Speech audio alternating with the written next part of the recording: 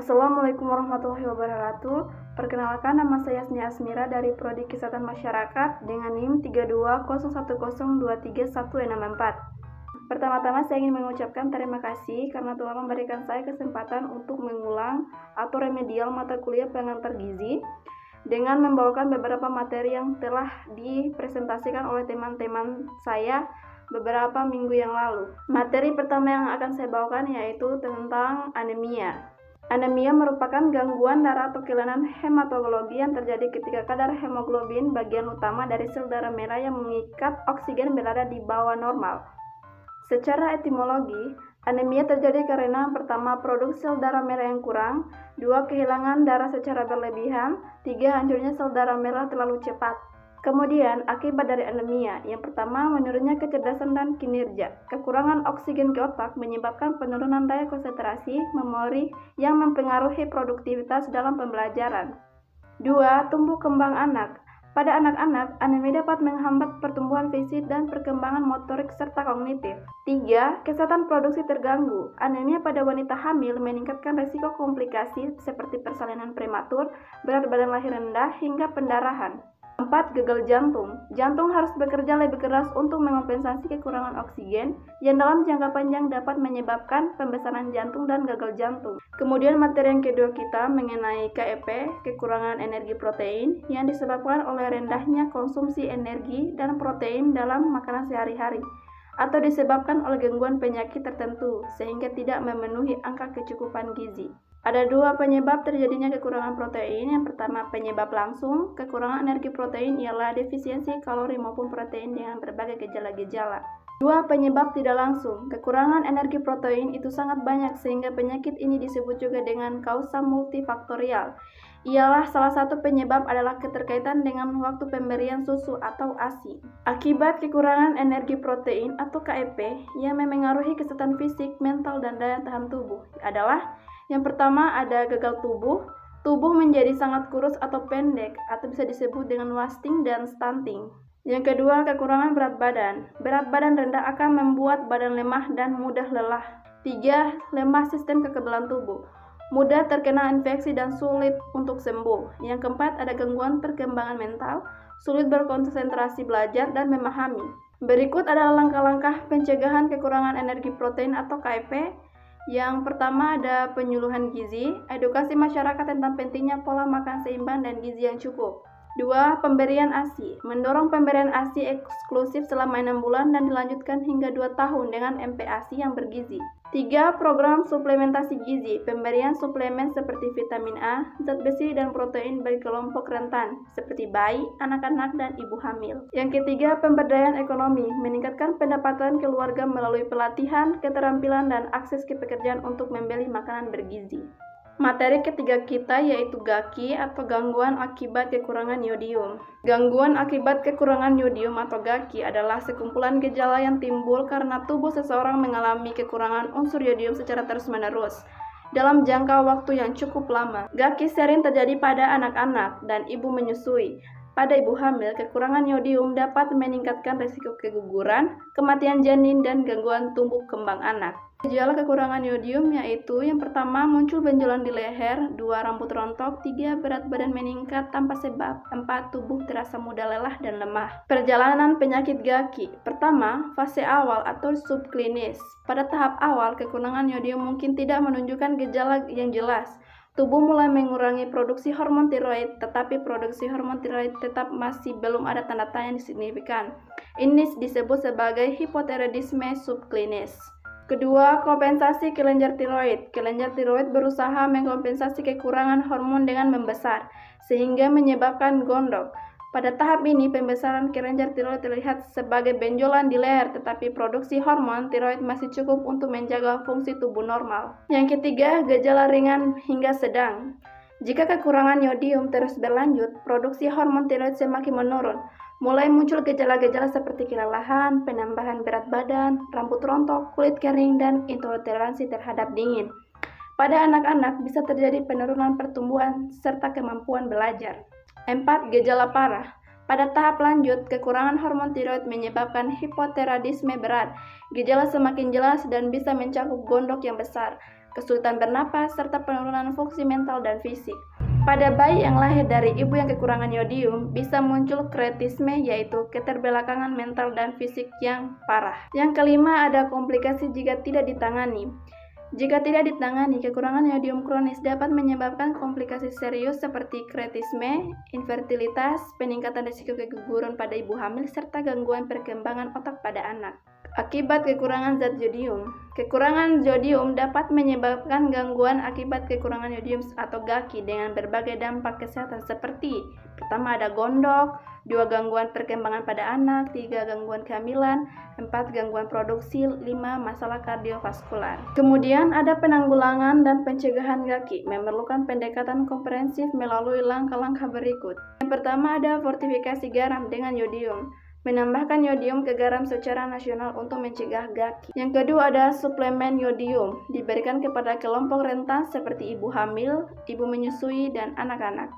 Kemudian 3, edukasi masyarakat. Masyarakat diajari pentingnya garam berboriodium dan cara menyimpan garam yang benar. Kemudian keempat, ada penguatan kebijakan. Pemerintah harus mengatur dan memantau fortifikasi garam serta menjamin distribusi hingga ke daerah terpencil. Dan kelima, pemantauan program. Melakukan survei, status yodium dan prevalensi gondok untuk mengevaluasi efektivitas program. Yang keenam, ada penanganan medis, terapi hormon tiroid, dan pembedahan bagi pasien yang sudah terkena dampak serius GAKI. Materi berikutnya adalah vitamin A. Vitamin A adalah salah satu zat gizi penting yang larut dalam lemak dan disimpan dalam hati. Tidak dapat dibuat oleh tubuh sehingga harus dipenuhi dari luar. Kekurangan vitamin A adalah kondisi ketika tubuh tidak mendapatkan asupan vitamin A yang cukup dari makanan. Bila dibiarkan, kondisi ini dapat memicu masalah penglihatan dan tubuh lebih rentan terhadap penyakit. Kekurangan vitamin A dapat disebabkan oleh beberapa faktor utama. Yang pertama, ada asupan yang tidak memadai. Konsumsi makanan sumber vitamin A seperti sayuran hijau, buah berwarna orange, dan produk hewani rendah. 2, gangguan penyerapan vitamin A. Penyakit pencernaan seperti selia, penyakit Crohn, atau infeksi parasit yang menghambat penyerapan vitamin A di usus. 3, kebutuhan vitamin A yang meningkat. Kondisi seperti kehamilan, menyusui, dan masa pertumbuhan pada anak-anak meningkatkan kebutuhan vitamin A yang jika tidak terpenuhi dapat menyebabkan defisiensi. 4, usia. Bayi, anak-anak, dan lansia lebih rentan mengalami kekurangan vitamin A karena metabolisme yang berbeda atau asupan yang kurang optimal. Klasifikasi vitamin A terbagi, yaitu yang pertama, ada klasifikasi berdasarkan tingkat keparahan kekurangan vitamin A. Yang pertama, kekurangan vitamin A ringan. Gejala mulai terlihat oleh gejala seperti mata kering dan gangguan penglihatan. Yang kedua, ada kekurangan vitamin A berat. Gejalanya menjadi lebih parah seperti kebutaan malam, kerusakan kornea, dan peningkatan risiko infeksi. Akibat kekurangan vitamin A, kekurangan vitamin A dapat menyebabkan berbagai masalah kesehatan, di antaranya yang pertama ada rabun senja, yang merupakan salah satu tanda awal kekurangan vitamin A. 2, ada kebutaan yang terjadi ketika kornea sangat kering sehingga merusak retina dan kornea. Yang ketiga, ada kulit kering, penipisan, dan penebalan folikel kulit.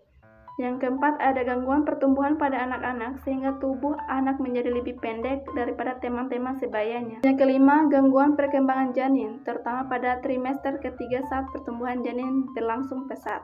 Kemudian materi terakhir kita yaitu obesitas.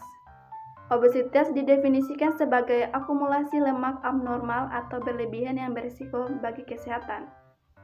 Obesitas merupakan penumpukan lemak yang berlebihan akibat ketidakseimbangan asupan. Faktor penyebab obesitas. Yang pertama, ada faktor genetik. Keturunan mempengaruhi resiko obesitas termasuk pola metabolisme dan penyimpanan lemak. Yang kedua, ada faktor lingkungan. Pola makan tinggi kalori dan gaya hidup berkontribusi besar terhadap obesitas. Ketiga, ada faktor psikologis.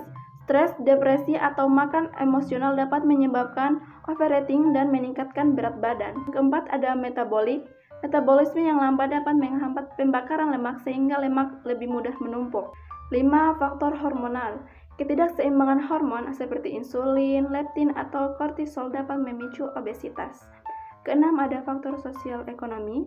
Keterbatasan akses terhadap makanan sehat dan aktivitas fisik sering terjadi pada kelompok ekonomi rendah.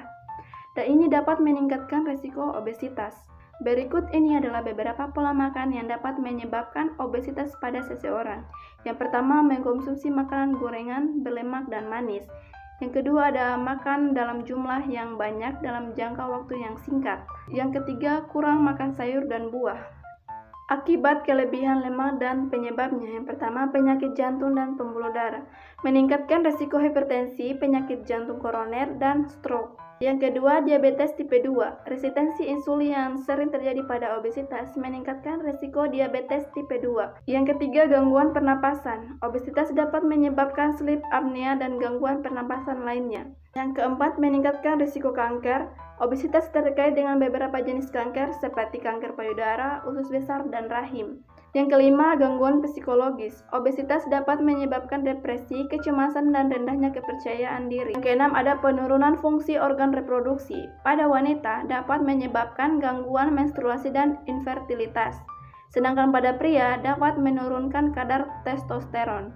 Kemudian cara mencegah obesitas. Yang pertama ada diet seimbang, konsumsi makanan yang kaya nutrisi seperti sayur, buah, protein, karbohidrat kompleks, dan lemak sehat. Kemudian ada cara pencegahan obesitas. Yang pertama ada diet seimbang, konsumsi makanan yang kaya nutrisi seperti sayuran, buah, protein, karbohidrat kompleks, serta lemak sehat. Aktivitas fisik teratur. Lakukan olahraga setidaknya 30 menit sehari seperti berjalan kaki, bersepeda, dan berenang. Yang ketiga, kontrol porsi makanan. Perhatikan ukuran porsi untuk menghindari makanan berlebihan dan menjaga asupan kalori. Yang keempat, menciptakan lingkungan yang mendukung. Pastikan lindungi keluarga dan komunitas pendukung pola hidup sehat dengan menyediakan pilihan makanan sehat dan fasilitas olahraga. 5. Menghindari konsumsi makanan dan minuman tinggi gula. Kurangi konsumsi minuman manis seperti makanan cepat saji dan cemilan tinggi gula serta lemak. 6. Manajemen stres. Kelola stres dengan teknik relaksasi seperti meditasi, yoga, dan lain-lainnya. 7. Pemantauan kesehatan rutin. Periksa berat badan, lingkar pinggang, dan indikator kesehatan lainnya secara berskala untuk membantu kondisi tubuh. Itu saja materi yang bisa saya sampaikan. Lebih dan kurangnya mohon dimaafkan. Assalamualaikum warahmatullahi wabarakatuh.